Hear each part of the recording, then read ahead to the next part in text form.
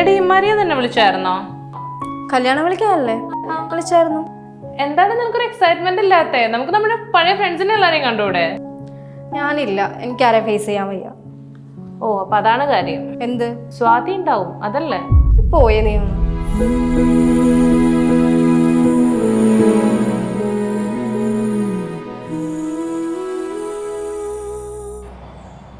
ജാനി, നിന്നെ ഞാൻ കാണാൻ തുടങ്ങിയിട്ട് വർഷങ്ങളായി. അത് തന്നെയാണ് റീസൺ എന്ന് എനിക്ക് നന്നായിട്ട് അറിയാം. എനിക്ക് വയ്യടെ അവളെ ഫേസ് ചെയ്യാൻ.